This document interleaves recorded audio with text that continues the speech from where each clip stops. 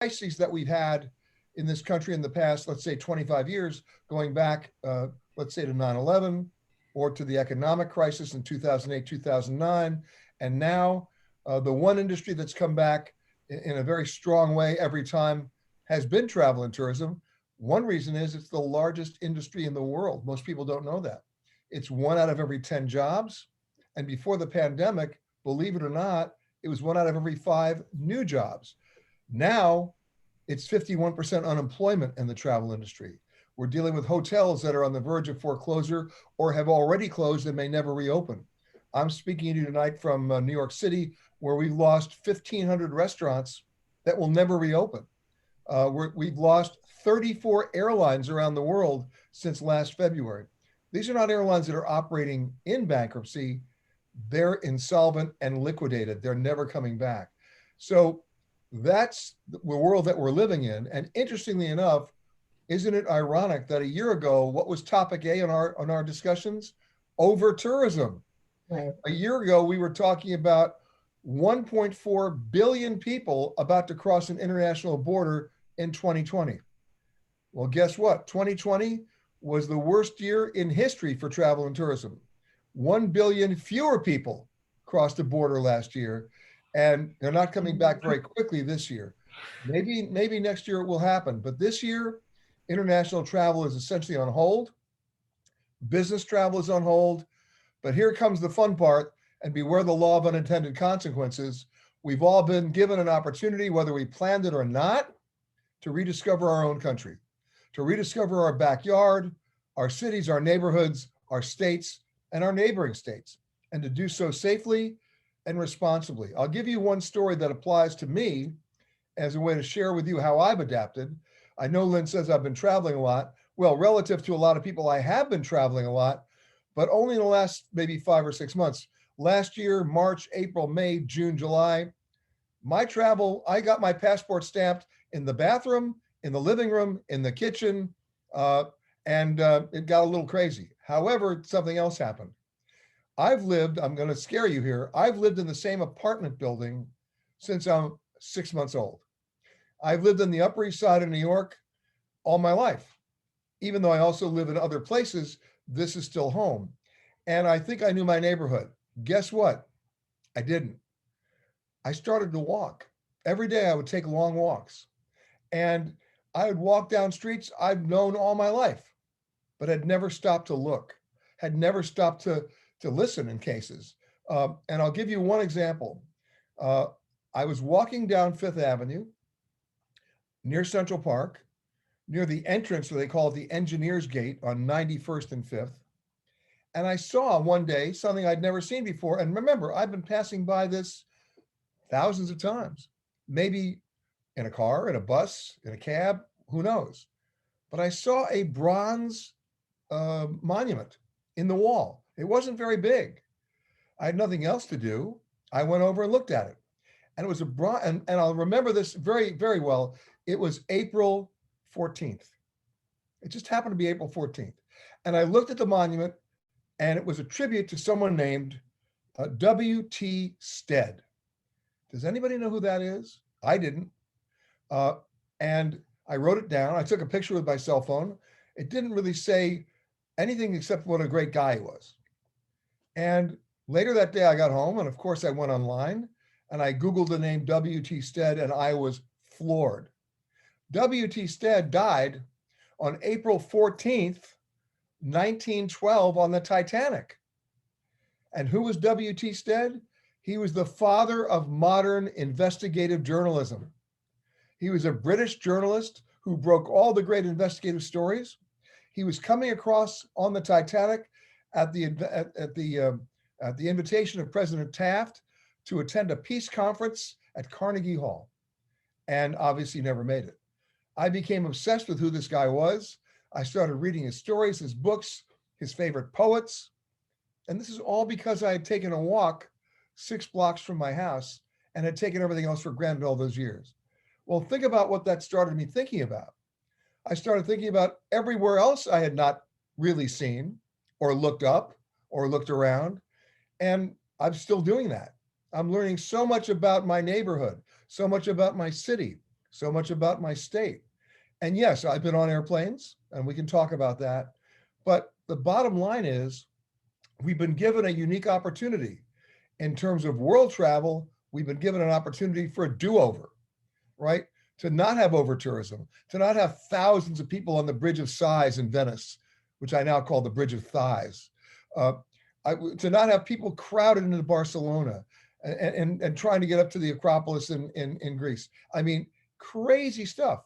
Now we get to do a do-over, a reset, if you will. And the same thing happens in our country. We get a chance to rediscover America. Now, how are we going to rediscover it? Well, we can do what I call one-tank trips, right? Places where you can go and come back on one tank of gas. And you do that, initially because we sort of like want to put our foot in the water. We don't want to jump in right away. And we can do that. And we do our homework and our research to make sure that people are behaving responsibly, that they're practicing the protocols that needed to be done, and that where we're going, they're behaving properly. And they're practicing social distancing and operating at 40 or 30% capacity. And you can do that. And then we get to be a little more adventurous.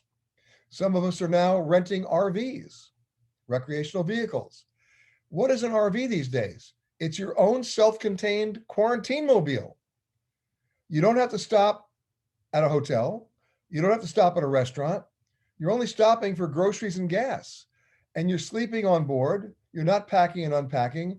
And you get to see America, not just the national parks. That's a mistake. They get crowded too quickly.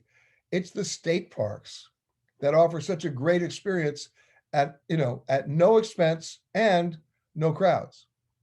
And you can take that one tank trip and turn it into a week-long trip and protect yourself and still see what you need to want to see. And then discover what you had no idea that you were going to discover in the first place. So we have an opportunity to do that. Now, have I been on airplanes? Yes, a lot of them. And I happen to believe that they're very safe.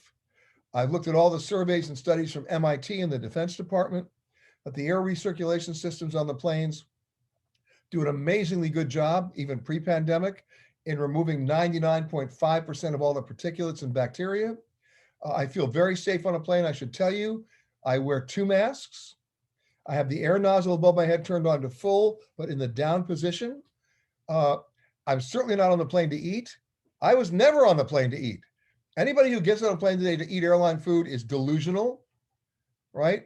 And even if you get on the airplane for the wine list, Bill Plant will tell you it's not such a good wine list. So the bottom line is you're not on the plane to eat, and you're not on the plane to drink. You're on the plane. I mean, I'm going to say something that's going to sound a little silly, but think about it. Every time I come back from a trip, somebody will say, "How was your flight?" And I give them a 2-word answer. We landed. I'm alive, right? So the reason why I fly is to go from point A to point B and not die. So we didn't hit a mountain. We didn't cartwheel into flames. And I came home. That's a great trip. So I have no issue getting on a plane, none whatsoever. And the idea of blocking the center seat on domestic flights, it's a great idea, but let's get real. Social distancing and an airline cabin are mutually exclusive. You can't widen the cabin. So it's a wonderful idea that there's nobody sitting next to you in the middle seat. That was a wonderful idea before the pandemic, right?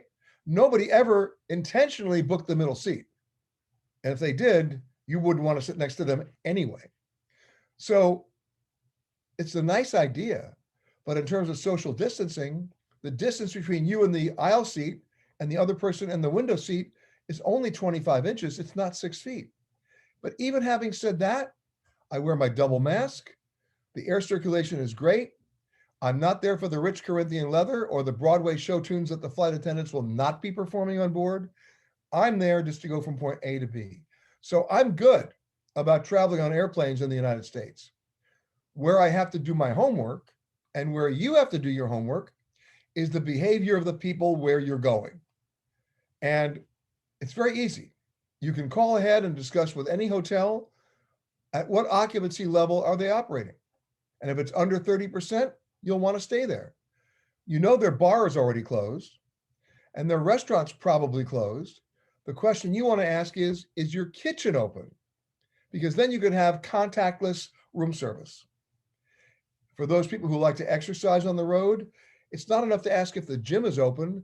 How is the gym open? Are you reserving the gym in individual 1 hour increments for individual guests? And if the answer is yes, that's a hotel you want to stay at.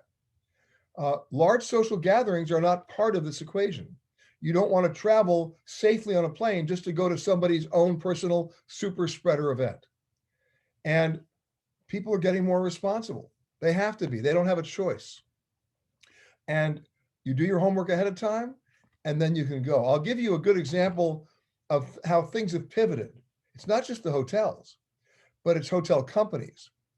About 2 years ago, Marriott, and by the way, they didn't plan for this either, Marriott amassed a portfolio of about 10,000 vacation homes in the United States that they manage. Nobody knew. Well, where are these homes? They're at beaches and lakes and rivers and mountains and deserts. They're already socially distanced. They can sleep up to 8 people, so entire extended families can go. They start at about $200 a night, but if you divide that by 8, that's $25 a night per person. You can't wake up in Sheboygan, Wisconsin for that. So with mom and dad working remotely and the kids learning remotely, it's a great way to get social distancing and still discover a new community. And you might be surprised how many people are now doing that, because we've had a radical change in our travel behavior.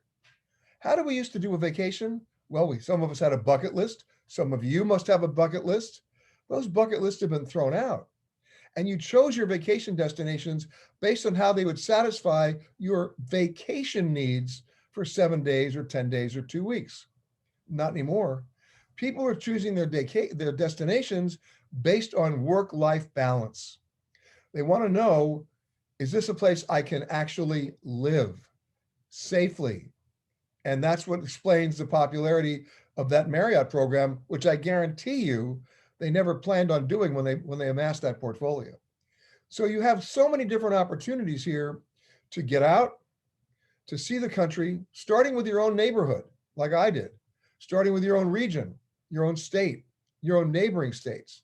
Now, having said that, remember, we're dealing with different states having different rules and regulations. I'm here in New York.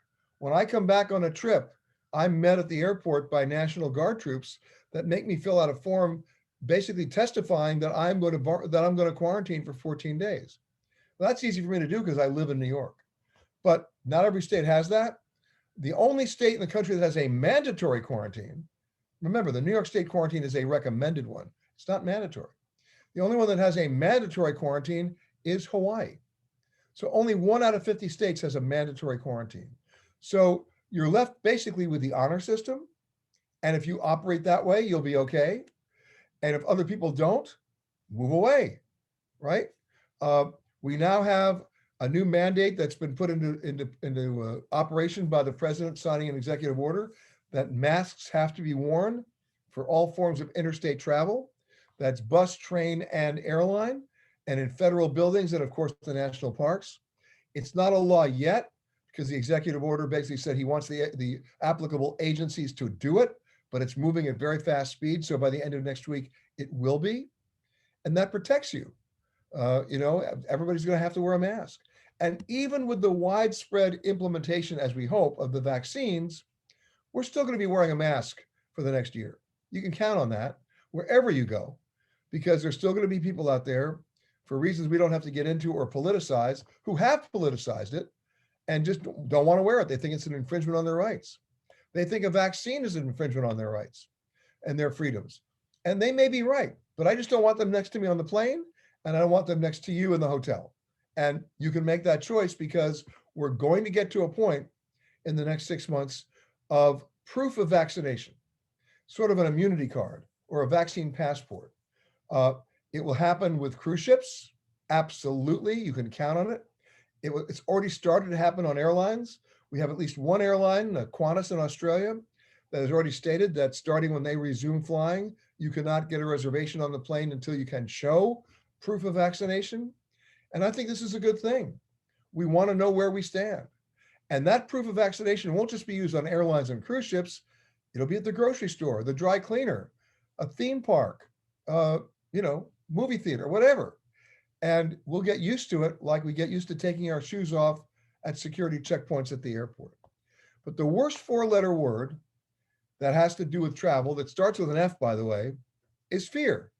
And one of the things I try to do in my reporting as a service, I suppose, armed with as much facts as I can bring into the story, is to mitigate that fear, to elevate common sense, to embrace it, to allow people to make intelligent choices, not just in terms of where they're going, but how they're getting there. And we've been given a gift here. I said before, it's a do-over. It's a reset. It's an opportunity to rediscover our own country. Until everybody else in the world gets their act together, we can get ours together. And with the exception of a long overwater flight to Hawaii, which is also doable, by the way, people are doing it a lot now because of the requirements, as long as they understand the requirements. There's not a state in this country I wouldn't go to as long as I understood what the behavior was at that particular destination. So the good news is we have the opportunity to do it now. It's going to get better. There may be one more regulation coming from the Biden administration for air travel. They haven't enacted it yet, but they're certainly under serious discussion. And that is to, as you know, 2 days ago, anybody returning to the United States, including Americans from overseas, had to provide a negative COVID-19 test that they had taken within 3 days, 72 hours, of their departing flight time. And that would be verified by the airline before they boarded the flight. The Biden administration is now discussing whether to apply that rule to domestic flights within the United States. I think it's a great idea. It allows us to plan our travel and to do so responsibly. And even though it might hit the airlines hard in the near term, let's be honest, the near term is this quarter, the next 3 months, which historically has been a terrible time for the airlines anyway. But get ready. Future bookings are showing that Americans have such tremendous pent-up demand to travel that by about April 15th, there will be a noticeable surge in the numbers. And hopefully by then, that will intersect with vaccine implementation and the development of widespread rapid response testing, where biometrically you can get zapped and in 45 seconds or less know whether you're negative or positive. And the infrastructure will be in place to deal with you in a great way if you happen to be positive without jeopardizing anybody else who might be traveling that day or staying near you. So that intersection is going to happen. And it's going to happen, I think, around the 15th of April to the 1st of May, and we'll be in a much better position, which all that means is you get to plan now. You get to plan now. There's another hidden benefit here. For those of you who are sitting around with any unused frequent flyer miles or even frequent stay points from hotels, this is your moment.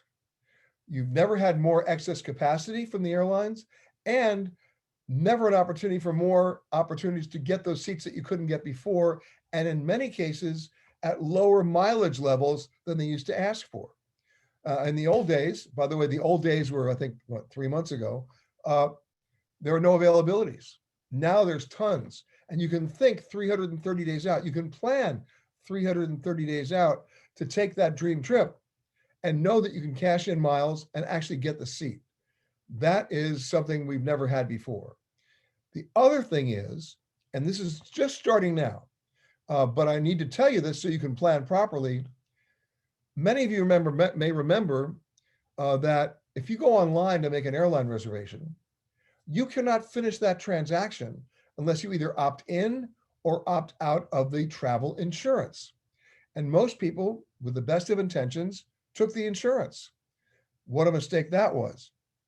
Because nowhere on that webpage did they tell you what was really covered, or more importantly, what wasn't covered. And what we discovered, and what everybody else discovered at about the same time in April, May, June, and July of last year, was on page 95 of that insurance company website, which nobody ever gets to, was that dreaded clause that said, oh, by the way, we don't cover for pandemic.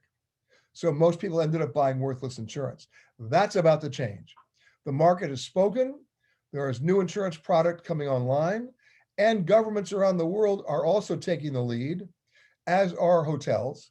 So for example, to respond to that problem in Costa Rica now, when you land, you're required to buy the insurance, but it's insurance that not only covers you if you contract the virus there, it pays to stabilize you there, treat you there, and most importantly, medically evacuate you and repatriate you back to the US to the doctor and medical facility of your choice. That to me is destination assurance. It's starting to happen in other countries.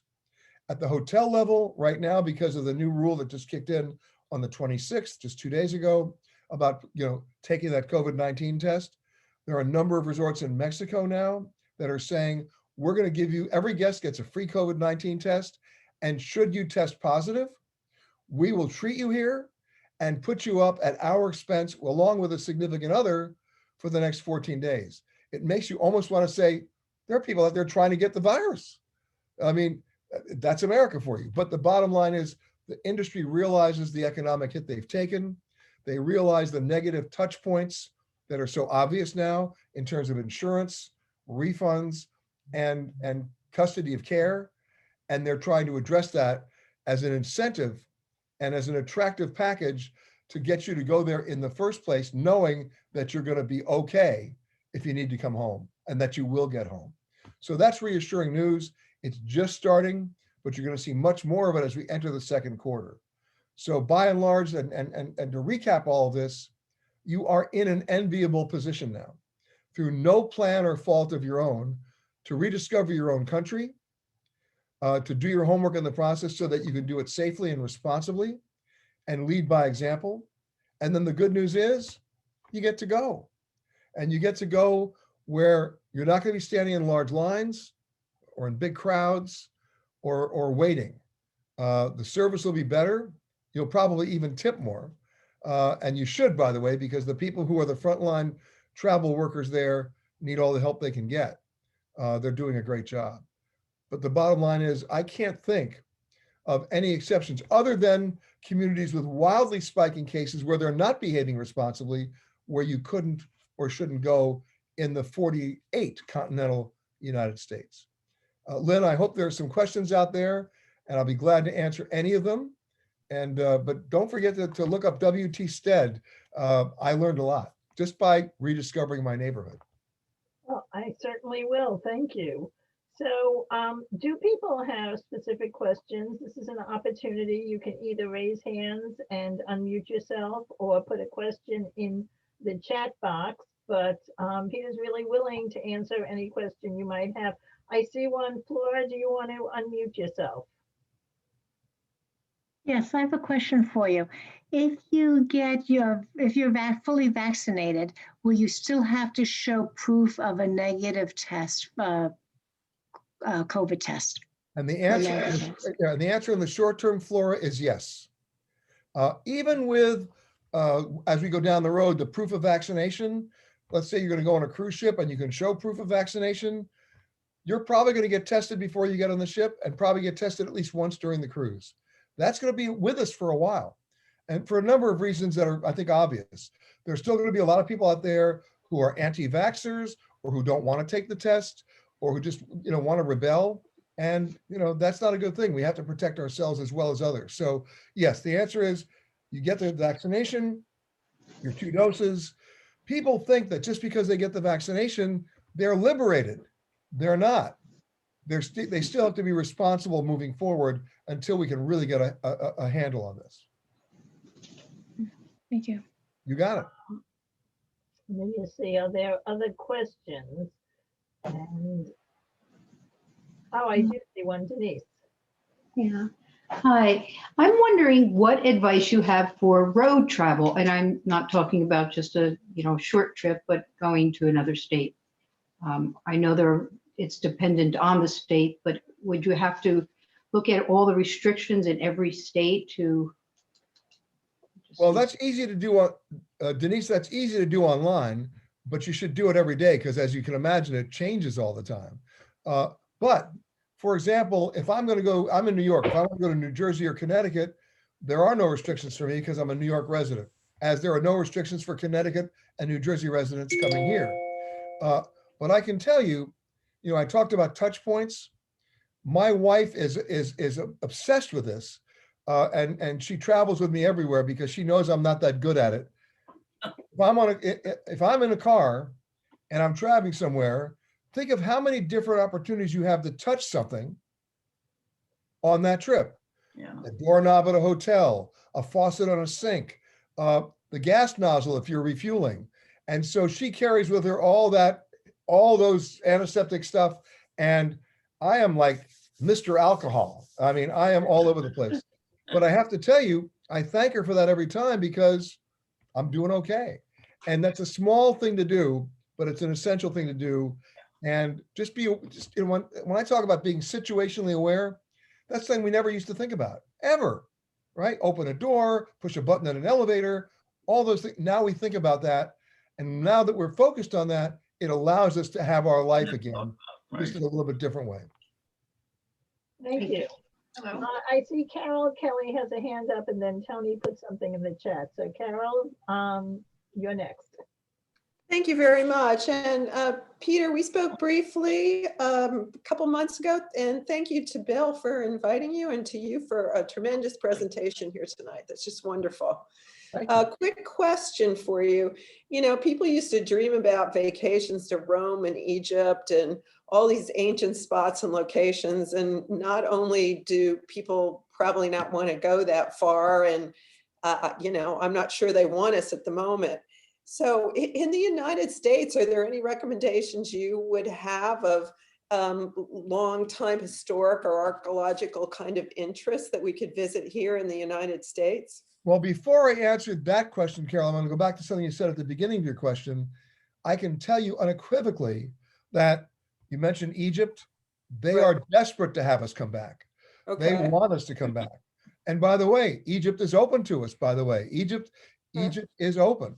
There are about 90 countries in the world now that are open to us to travel as long as we play by the rules. And I've been going, just to give you an example, and then I'll answer your question. In the last 3 months, I've been in Turkey, I've been in Croatia, I've been in the Dominican Republic, I've been in Mexico numbers of times, and I've been in Brooklyn. Oh my, no, but the point is, and I survived all 5. But the answer to your other, so I'm just letting you know that, Lynn mentioned my website. If you go on that website, which has the most imaginative name, petergreenberg.com, we have a list of every country that is open and every country that's closed. We also have an updated list on a state-by-state level of which ones have different rules and which ones don't. So please do that. But think about what you're looking for in a trip and then add the social distancing aspect to it. You want to be outdoors. You want to breathe some fresh air. You don't want to be in a lot of enclosed spaces with a lot of people. We're right in the middle of, winter right now in the East Coast. But my goodness, there are so many places on the West Coast or in the Pacific Northwest that are available, that are outdoors and give you that experience. We have so many great deserts, and not just deserts in Nevada or Arizona. There are deserts up in the state of Washington and Oregon that are phenomenal. And so for me, I would like to do small cities, small communities, hotels that maybe only have 20 rooms, as opposed to 600 rooms, and make sure even the hotels that have 20 rooms are operating at 40% capacity, and you'll be okay. If you're driving, that's one thing, but you can also fly. Right now, the planes are not full. The planes are basically 30%. And they're, with the exception, and the reason why the planes keep flying and the airlines keep basically staying in the air is cargo. They are flying. What's more important to them is what's in the belly of the plane right now. Right. And I should tell you, to give you an example of the kind of money we're talking about, American Airlines released their fourth quarter earnings today. They lost in the fourth quarter $2.2 billion. But what's more important is how much money they were losing every single day. In April of last year, the cash burn at American Airlines, what they were hemorrhaging in terms of cash every day, was an unthinkable $100 million a day. a day. In their fourth quarter report, they were very happy to report that they'd reduced that now to $30 million a day. But they're still losing $30 million a day, which reminds me of a statement I once made a long time ago, that we've gotten to the point where we define a successful airline by which can lose money longer. So that's where we are right now. But the good news is, from a passenger point of view, they're not flying full planes. So you already have the social distancing built in, and take advantage of it. Thank you. Thank you. Thank you. Tony Rusin put something out about traveling on the Mississippi when possible. Tony, you want to explain that, or just let's see what Peter can do with it? I guess it's a double question. One is about river cruises, how soon that would be safe. And the other is for some reason, my husband has a fixation on going on the Mississippi, I guess through Mississippi. So what would be your thoughts about those two aspects? Well, Tony, first and foremost, your husband doesn't have a bad fixation. That's a good fixation. Okay. And the second thing is, the river cruises will probably come back around September. That in terms of because keep in mind, under the CDC new rules, they will be approved to resume cruising when they meet about 75 different set of criteria and performance aspects that range from redesigning their floor plan, their ventilation systems, their boarding procedures, their disembarking procedures, their dining routine. For those people who've done cruising before, may remember it wasn't that long ago when the dining rooms at cruise ships would have first seating or second seating because they didn't have the facilities to do it. Well, they're coming back to that now so that they can spread out the capacity. All of those things have to be in place before the cruise lines get approved to do that again. They're well on the way to doing that, but it's going to take them until either June or July to get it all together. Yeah. As for the Mississippi, what a great opportunity to see America the way America was built. It was built along rivers like that, like the Erie Canal here in New York and the Mississippi River in the middle of the country. And for those people who don't understand the Mississippi, get out a map. You know what I do every year? And I want to recommend that you do it to all the people you know who are in the same category of being geographically ignorant. Anybody who you know who is geographically ignorant, give them this present every year, an atlas. And I don't give them the big coffee table atlas. I give them the pocket atlas and I tell them, put it on your bedside table. And every night before you go to bed, open it up to a random page and be shocked. And it's amazing. Well, take a look at the Mississippi River. You know how far it goes? Tony, do you know? Oh, well, practically the depths of the United States. But you can get on a boat today down in New Orleans and take that river cruise, or some of them, all the way to Pittsburgh. Oh, okay. All right. That means you're stopping by small towns in Indiana, and it's amazing. So your husband's on the right track. Okay, and we just have to take Mark Twain with us. That's right. By the way, my favorite quote ever is from Mark Twain. And you know what the quote was? Never let school interfere with your education. Very nice. So I have a question about solo travel. And I think what Pat's looking for here are recommendations. What are your recommendations for solo travel? Sure. Well, let's go back about 15 years. The people who were the most abused in the travel industry were solo travelers. And especially in cruises, by the way, in hotels, that word double occupancy or the single supplement on cruise ships. People were getting ripped off like you can't believe. Well, the travel industry has finally awakened to the point of realizing, wait a minute, single travelers are a potent economic force and they can vote with their wallets. So what you're seeing is on the cruise ship level, there are a number of cruise ships now that are being pre-designed. They're baking it into the design to have cabins just for solo travelers and priced accordingly. You're not paying double for one cabin. That's number one. You're seeing that as well in river cruises, and you're seeing it also in hotels. So then comes the issue of safety. And look, you don't get me started on State Department advisories. I can go all night on that. I hate them.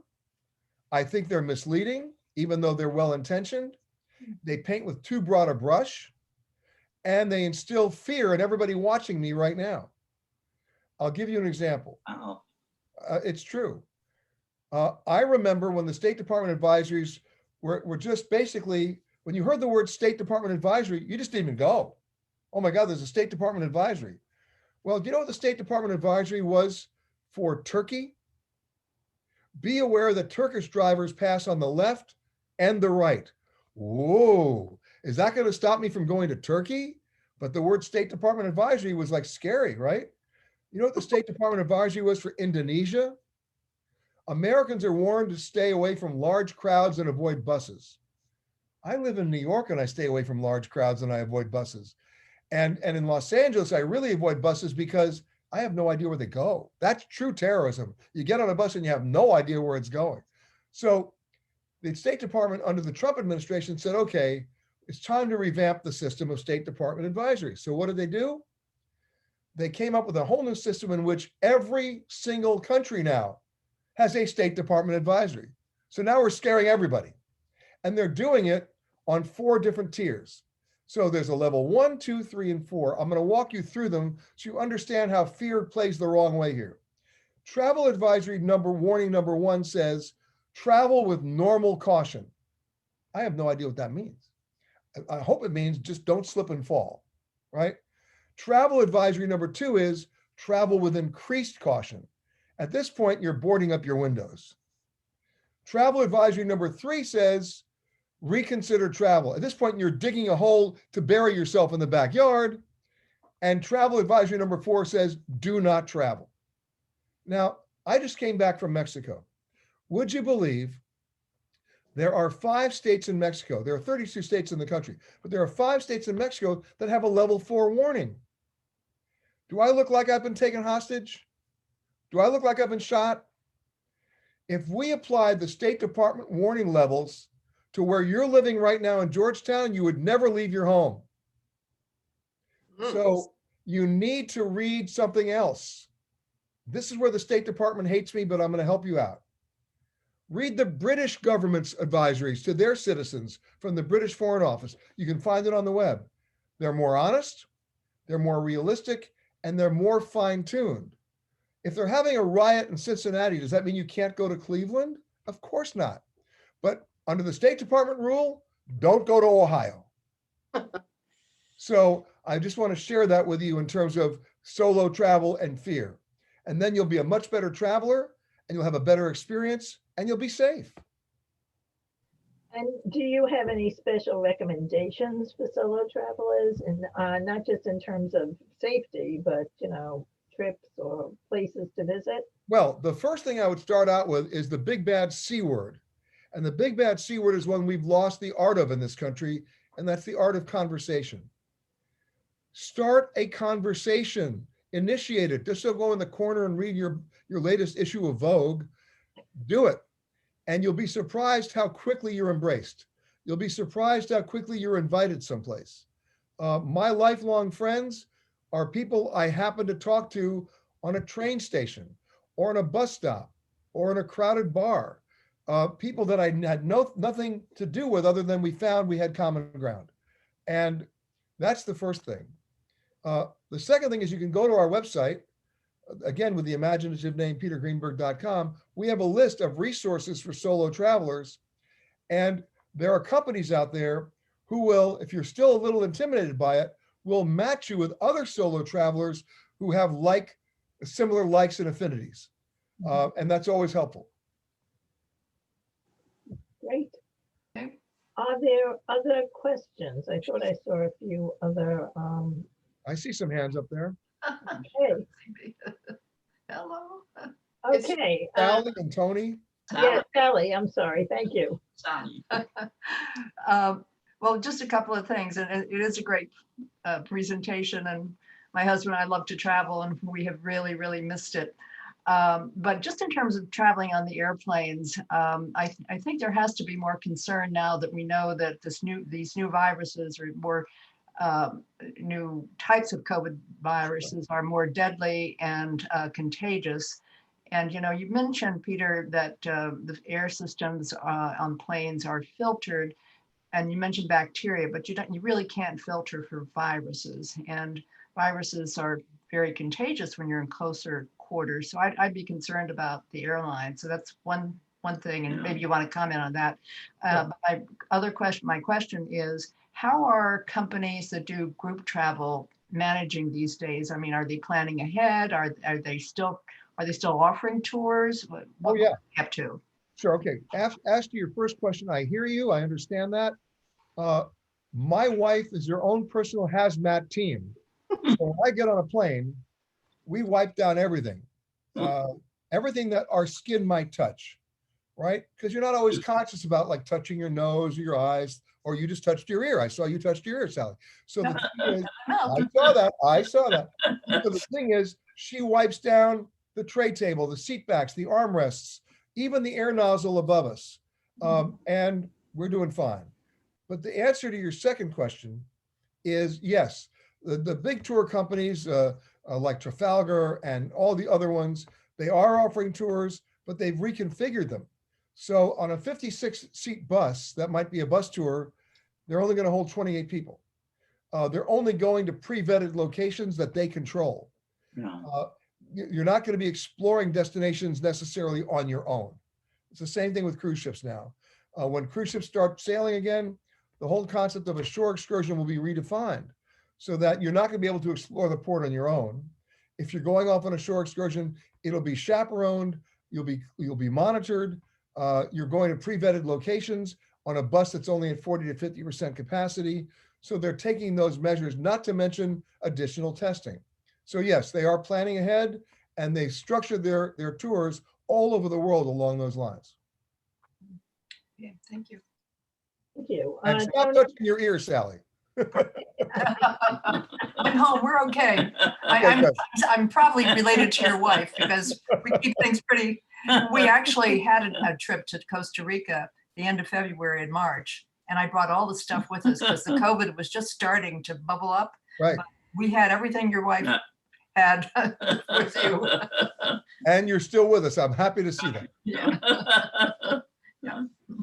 Tony, did you have another question? A totally different question. We usually go to the Dominican Republics where we have a small apartment because we used to live there. We have not gone this winter. We wish we could, and I'm sort of wondering where you went and how what type of flight you took and how well they took care of it. Sure.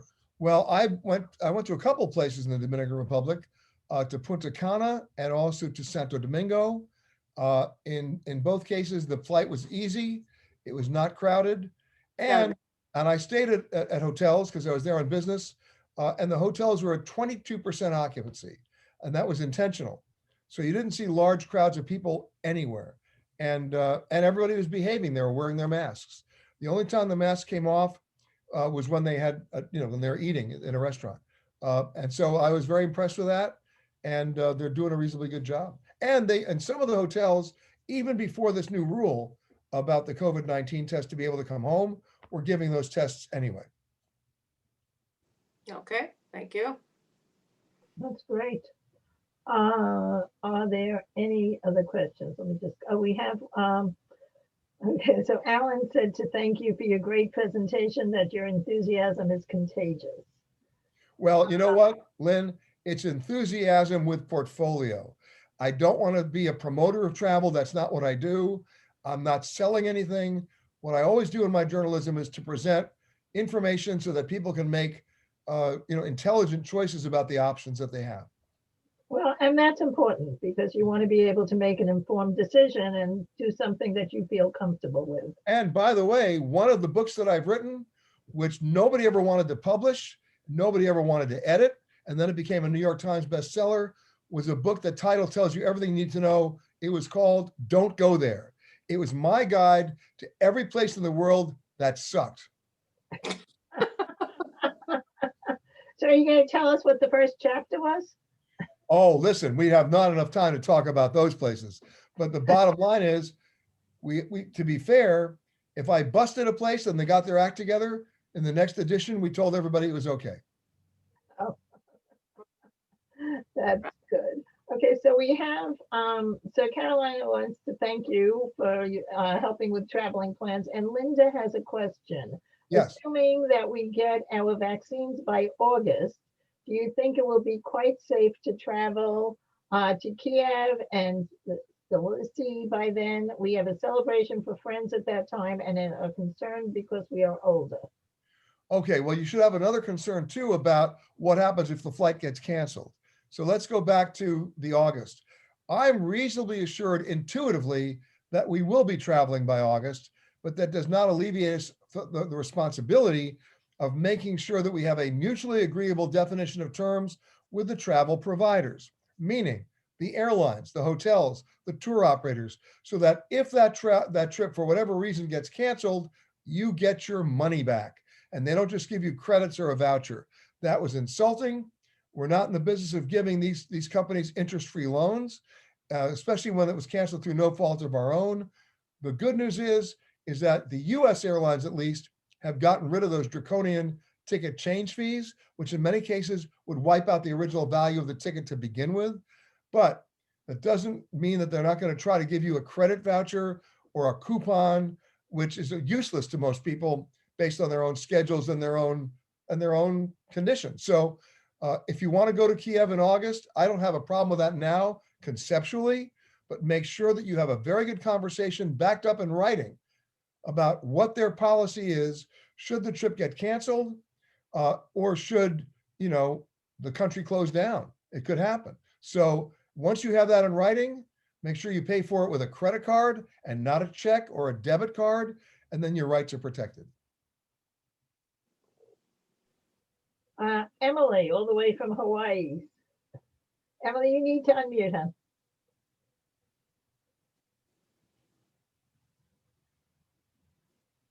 Emily's still there? Emily's still there, but she's still muted. Let's see. She's working on it. Okay. We'll give her a second. You can take a drink. We'll give her a second. No?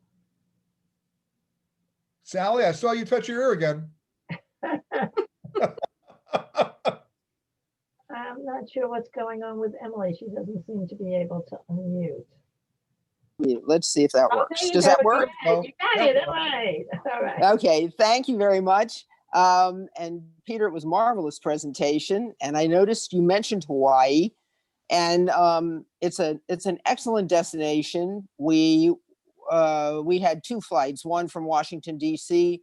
to San Francisco, and then a second flight from San Francisco to Oahu, neither one of which was too crowded, probably 1/3 filled or so. And we also had two masks, a face shield and a regular mask, and we felt relatively safe. The biggest problem we've encountered, quite honestly, was the issue of the COVID testing, because to go to Hawaii from the mainland and then from any island to another island, with one minor exception, you need to have a COVID test 72 hours before your flight. And it's a real problem to find a provider who does that turnaround within the required time so that you're comfortable with that. Otherwise, you quarantine for 10 days. Well, Emily, as you know, every island was operating on its own different metrics. Kauai didn't want to get involved in it. Then the Big Island didn't want to get involved in it. Then they did. Then it was only Oahu and Maui.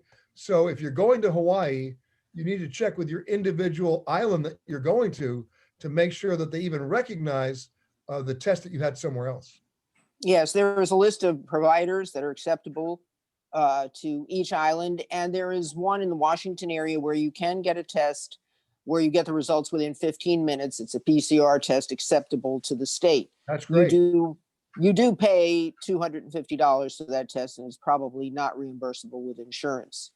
And actually, the other question I was going to ask you, if you have advice on insurance and getting insurance for trips that you'd be planning to take, anyone would be planning to take during this time. Sure. There are three different kinds of insurance, and I'll go through them quickly. The first one goes back to my days as a kid and many of your days as a kid, which used to see those old kiosks at the airport of basic flight insurance. So if the plane hits a mountain and you break a finger, you'll get $8. You do not want that insurance. The second kind of insurance, which you see online when you sign up for a ticket on an airline or a cruise ship, is trip cancellation and interruption insurance. And you need to read that policy language carefully to make sure that it actually covers you, because there could be either age cutoffs, pre-existing condition cutoffs, or pandemic cutoffs, although they are revising some of those policies, as I said earlier. But the third kind of insurance you absolutely need to have is medical evacuation and repatriation insurance. I've carried it now for about 25 years, and let's see if there's some wood here. I'll knock on it. I haven't had to use it, but I'm happy that I have it. There are two companies that I like that offer it. One is called MedJet Assist, and the other is called Travel Guard, because on those two policies, if you read the language, and I do, if you get sick or injured anywhere overseas or anywhere in the world for that matter, they will pay to have you stabilized and treated there, and then medically evacuate you and repatriate you in consultation with your own physician. After all, who knows your medical history better than your own doctor, to the medical facility and doctor of your choice. Those are the policies you need to have. It's an annual premium. It's well worth it. But again, read the language there to see what the age cutoff is, pre-existing conditions, et cetera. But that's the insurance that I think you need. Thank you. You're welcome. Thank you.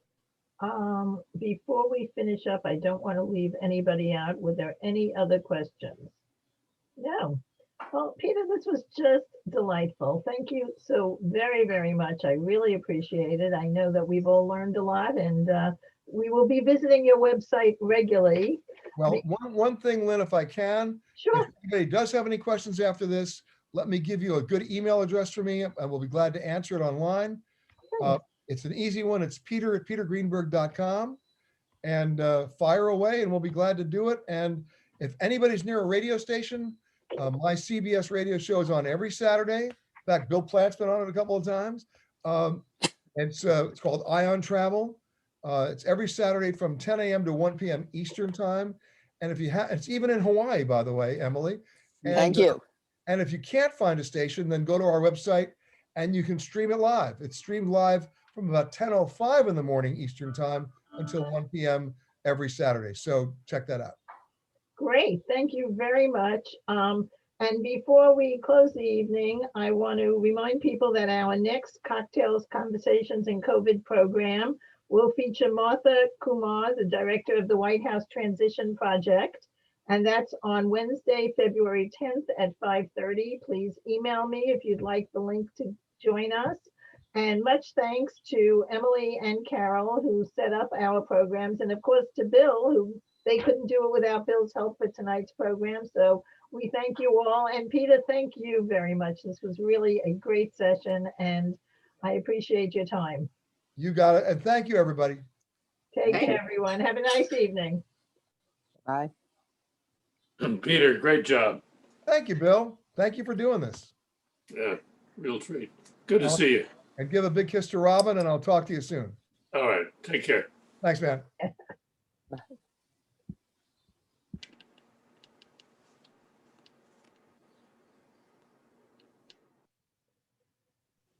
Tony, if you're still on, just stay on 1 sec. I just wanted to go over tomorrow with you. Okay. Okay, Tony, just a quick, for tomorrow, I'm planning to drive down because there's going to be weather next week. Right, they say. So, yeah, so what I figured I would do is I'll drive down maybe about 12:30 or 1. Are you going to be home then, or can I grab, I'm trying to figure out what's the best way to do this. I can grab the key, go to the post office and return the key if you want. I actually like going over there because it's just the right kind of walk. Okay, well then, do you think you will be back home by 1 for me to pick up the mail? Yeah, let's just say 1 or earlier. I mean, I Okay, well, I can do earlier. I didn't want to have to. didn't really mean that. I meant 1 or later. So I don't want to go too early. They want to put the mail. Right. Well, that was my thought. So how about if I come to you between 1 and 1:30? Yeah, that's fine. I'll go around 12 or 12:30. That'll work. Okay, fine. And I'm going to go to the office first for a little while, and check out things there, make sure everything's all right there. So if you have any issues, just call me. Okay, and I might just extend my walk. That's also a very nice walk. So if pick up the mail at 12:30, I'll call you on my cell phone and see whether you're in any position so that I could just deliver it. Okay, great. Might as well. I know how much you love the post office, so I hate to deprive you. Deidre, it's nice to see you. I'm so glad you joined us. Well, I thought we were going to be going to Santa Fe and places like that. I But thought still- he mentioned those types of places. He Yeah, really didn't. I don't But understand I that. learned a lot anyway. Yeah, he's a good speaker. He's very interesting, but I He's like very you. nice. I thought we'd get some more like tips. Oh, go here or visit there. That's why I even tried at the end when he was talking about the book that they didn't publish to ask what was in there. But he was very interesting, though. He's a good speaker No, and a very he was- personable guy. A lot Hey, of good. Edie. Dee Dee, don't go away. I want to ask you a question. Do you know your neighbor, Jesse Kane? Jesse Kane. Are you Hey, sure? Oh, yes, I do. I do. Yeah, Jesse King. what? Jesse King. Now, Kane is the last name. Well, oh, I thought it was King. Never mind. Okay, because she joined the village. Really? As far as we can tell, she must have sent the check in, right, Lynn? Yeah, well, that's one of the things I'm going to check tomorrow when I go to the office because I feel like Bonita might have entered it, and that's why I didn't know about it because I usually see the Sure. forms. Yeah, she knew all about it. She kept sending me I information. don't know if I've talked to her. I don't know if I mentioned the village, but I might have. I'm glad. That's my purpose then, is that maybe you can, when you come, maybe you can get to know her a little bit. And we want to make, since she's joined the village, we want to make sure she actually uses it or does things with us. So if you see her, be friendly. Yeah, And- I'll ask her for tea outside when it's snowing tomorrow. Yeah, why not? I'll ask her for tea outside in my backyard. Do it on your front No, porch. she can be inside Mhm. if she's not too scared. Yeah, well, we did it. I came inside. We were Oh, yeah. socially distant. Okay, I just wanted to alert you to that because we're setting up kind of a buddy system for new members. We don't want them to join and then just be sitting there and not know anybody. So this is a good way for you to get to know her. We think she's about in her 60s or so, Lynn. What did you Well, she calculate? looks much younger, is all I can say.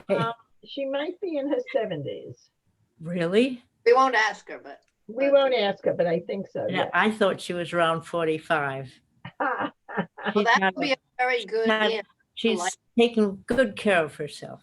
Oh, good. And she Okay. has a dog. That's why I know her. Well, Okay.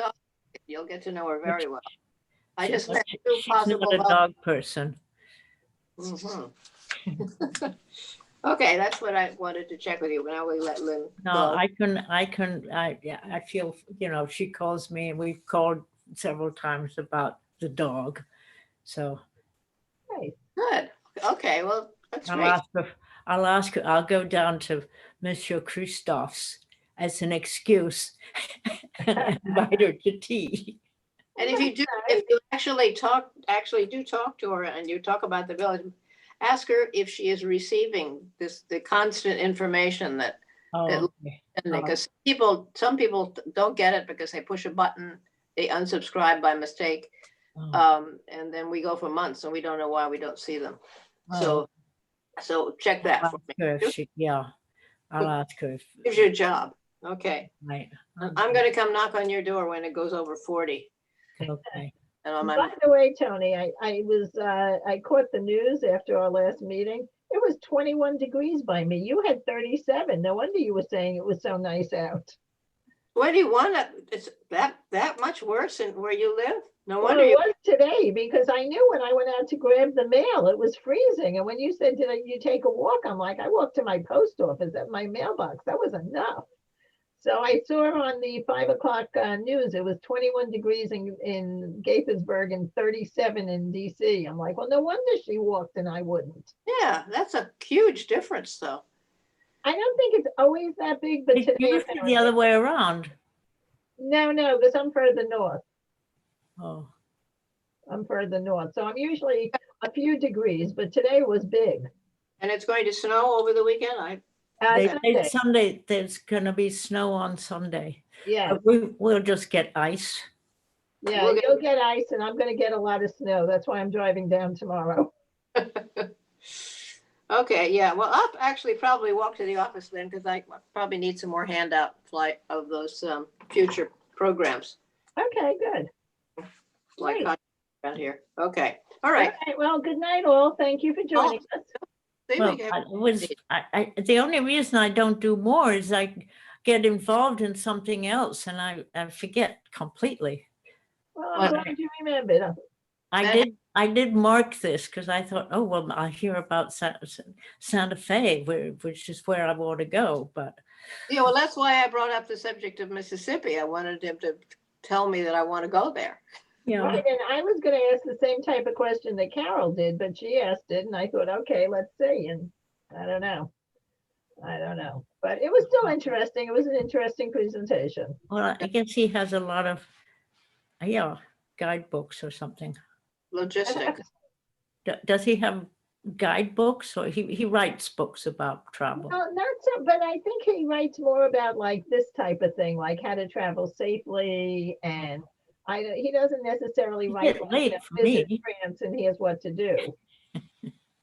Yeah. So, I think, but he does have a TV show. He's got a radio show. I mean, he's very well. He's got it. You saw his Emmy sitting behind him. That was exciting. I didn't recognize that. All right, I saw it, but I didn't know what it was for. Oh, you missed the intro. I announced he was our first Emmy Award-winning presenter. Uh-huh. Oh, First Emmy Award-winning presenter. See what good presenters we get? They win Emmys. All right. Anyway, good night all.